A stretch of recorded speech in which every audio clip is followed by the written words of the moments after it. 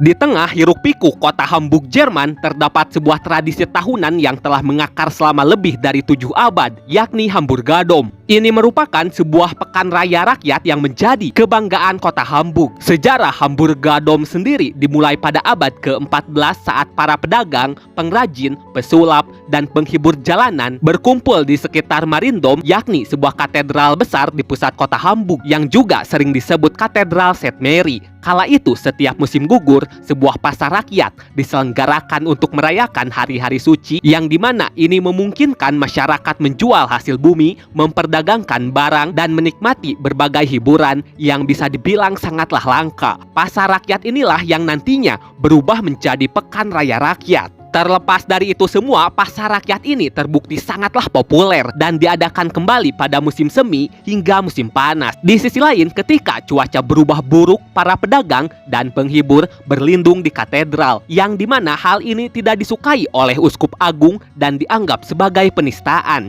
Namun, karena banyak rakyat dan jemaat uskup agung yang protes, uskup agung terpaksa mengizinkan mereka berlindung di katedral saat cuaca buruk. Singkat cerita, pada tahun 1804 Katedral Mariendom mengalami kerusakan dan akhirnya runtuh sebagian. Kala itu bagian menaranya lah yang runtuh dan menyebabkan kerusakan pada bagian lainnya. Hal ini dapat terjadi karena kurangnya perawatan dan lain sebagainya. Pada titik ini banyak yang mengira bahwa pasar rakyat akan ikut hilang. Tetapi berkat antusiasme masyarakat Hamburg yang tidak pernah surut, pemerintah kota kemudian memberikan izin agar acara rakyat tersebut tetap berlangsung, tetapi di tempat baru, yakni di area terbuka yang kini dikenal sebagai Heiligengeistfeld. Nama dom tetap dipertahankan sebagai kenangan akan asal-usul sakralnya yang berkaitan dengan katedral. Seiring berjalannya waktu, Hamburgadom pun berubah dari pasar rakyat musiman tumbuh menjadi pekan raya rakyat yang sangat besar, yang dimana lebih banyak hal menarik yang disajikan untuk rakyat. Waktu terus berlalu. Pada malam tanggal 14 Agustus 1981,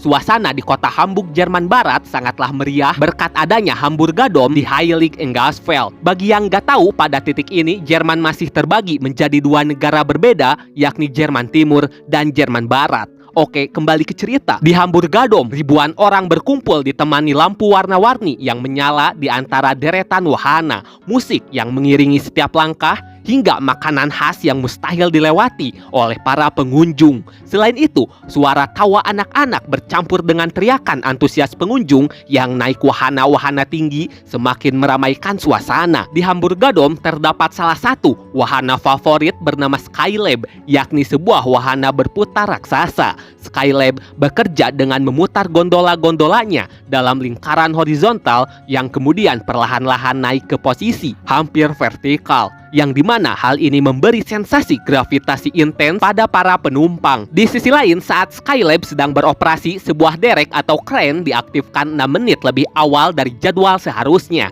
Sialnya, lengan utama kren menghantam Skylab. Benturan ini menyebabkan beberapa gondola terlepas dan jatuh dari ketinggian sekitar 15 meter. Akibatnya, 7 orang tewas dan lebih dari 15 lainnya terluka. Tak lama kemudian, tim penyelamat segera berdatangan dan pihak berwenang segera menutup seluruh area Hamburgadom untuk diinvestigasi. Singkat cerita, setelah diselidiki, terungkap bahwa sistem keamanan Skylab sangatlah buruk. Pemiliknya tidak menjalani pemeriksaan dan perawatan rutin yang sesuai standar teknis yang ditetapkan oleh Lembaga Pengawasan Teknis Jerman. Namun, penyebab utama kecelakaan ini adalah kesalahan operasional kren yang dioperasikan oleh Nobet Vice, yakni pemilik wahana roller coaster portable di Hamburgadom. Kala itu, tak jauh dari wahana Skylab, Nobet sedang memperbaiki wahananya yang rusak. Ia menggunakan kren untuk memperbaiki bagian atas wahana. Namun, Nobet mengarahkan kerennya terlalu dekat ke Skylab.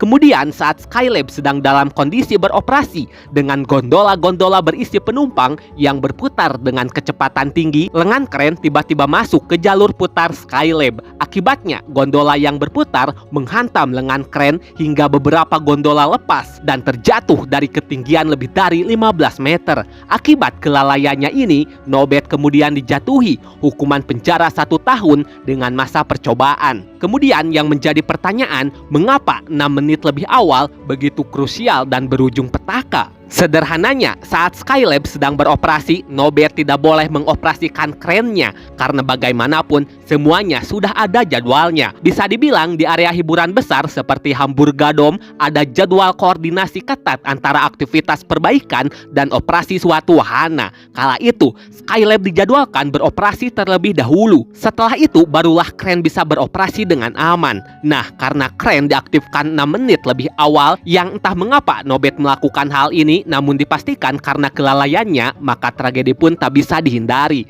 Di sisi lain, menurut pihak berwenang, kecelakaan yang terjadi murni karena kesalahan manusia. Sederhananya, tidak ada sistem koordinasi yang baik antara aktivitas perbaikan dan operasi wahana lainnya, yang dimana hal ini kemungkinan besar membuat Nobet tidak tahu Skylab masih beroperasi. Namun bisa jadi Nobet terlalu yakin dengan kemampuannya dan instingnya bahwa memajukan waktu 6 menit dari jadwal tak akan berdampak buruk meski Skylab sedang beroperasi sekalipun. Selain itu, di Hamburgadom tidak ada sistem keamanan untuk mencegah kecelakaan. Misalnya, alarm untuk memperingati pihak yang sedang memperbaiki wahana dan pihak yang sedang mengoperasikan wahana jika keduanya sedang beroperasi di waktu yang bersamaan.